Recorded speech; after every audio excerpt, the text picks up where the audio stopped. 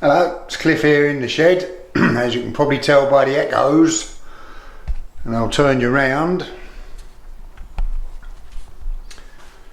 The shed, or this end of it anyway, is empty, and the reason it's empty is because the flooring's turned up. This is how it came, on a pallet, shrink wrapped. Left down the front of the house on the drive, and I've carried it up here, cleared the workshop out, and I'm ready to start laying it. This is the one I went for. It's Duramat. I think it's Duramat.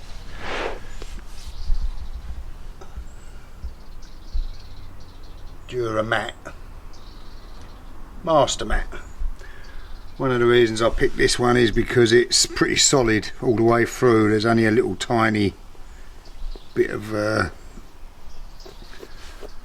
recessing on the back, and it's got pretty good reviews. There's a lot to choose from.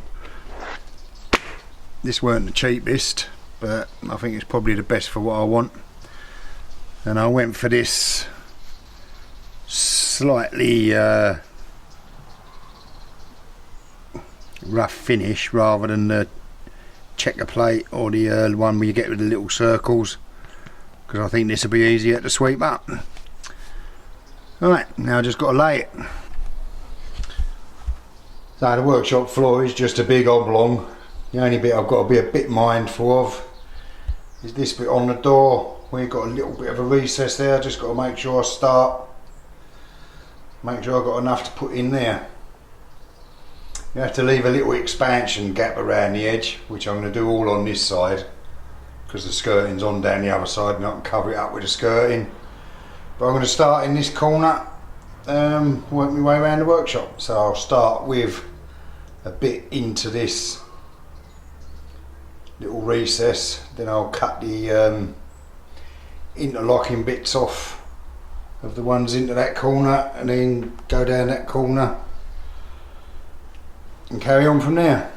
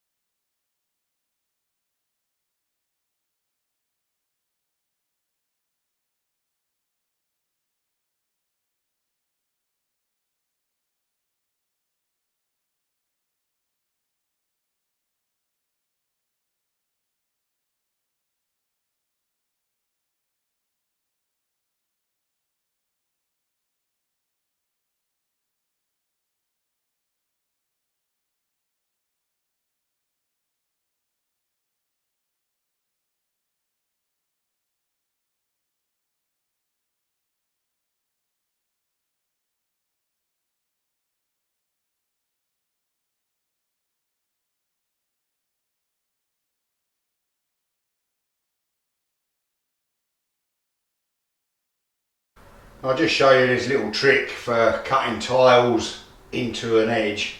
Inevitably the wall's going to run out some way or another.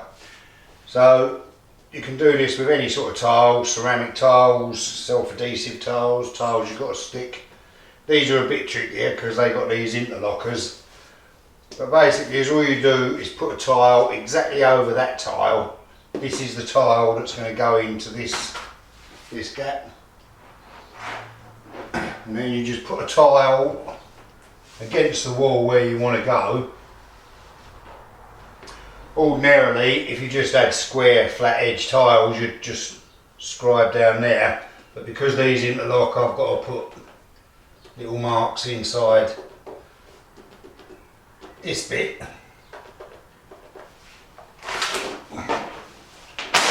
And then draw a straight line down that.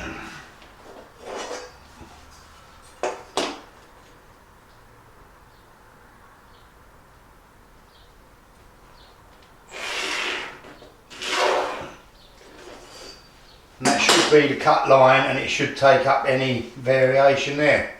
I'll go and cut this and we'll see.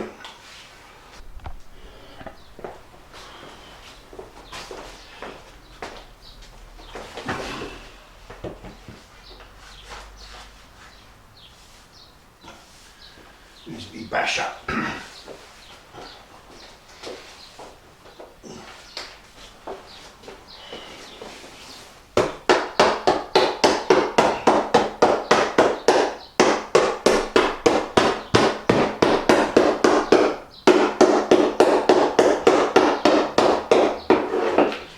And you can see that it's taken up that line.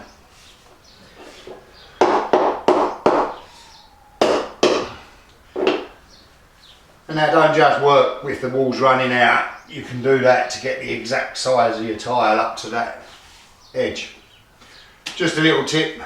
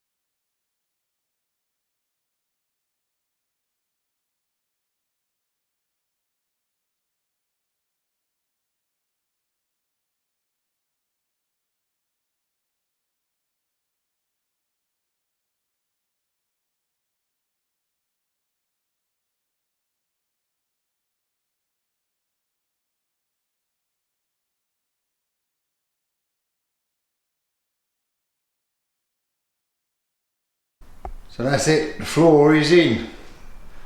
And I'm very pleased with it, I quite like it. I like it a lot actually. It's not perfect. I mean, it's not nothing to do with the tiles, it's not perfect. It's down to the floor being wonky here and there. I did think long and hard about whether to take the membrane up and give it a screed or some level lay, but I decided it weren't worth it in the end. I mean, there's some joints, like that one. I mean, they might hammer down, they might not, but it's not really that important. There was an odd coloured tile among them. Not that that worries me, but I suppose it could have been a problem if you'd have been doing something where it was a problem.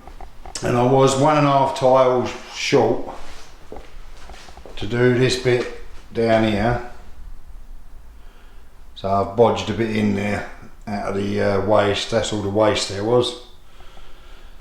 But I needed another 1.5 tiles to have finished it properly.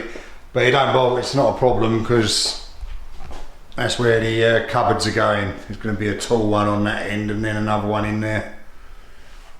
And then some of the other cupboards I've got are going to fit into underneath that worktop there when I do it. But I'm really pleased with the floor. It really feels like it's coming together now. It's nice. It's nice and rubbery and what's the same.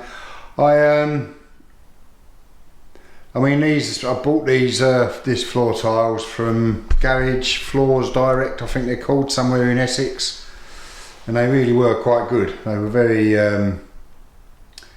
kept you informed of what was happening because they was out of stock when I ordered them, but they were brilliant, and I hadn't ordered enough to start with, so and they let me add to the order and they didn't try and sting me for any more postage or anything. So hats off to them for doing their job properly. Now I did cut them on my bandsaw. You could cut them with a Stanley knife. I mean, they're a bit too hard to cut with a Stanley knife though. You could do it, but it'd take you forever. I mean, if you're going to do these, you really want a jigsaw or you really want a bandsaw. I mean, your bandsaw cut them easy, but you'd have done it just as well with a jigsaw. But that's it. Right, I've got to go and get the crap back in from outside because it's all sitting outside at the moment before it starts raining. It's looking good, I'm really happy with it. Nearly ready to get to start doing something. Right, see you later. Bye for now.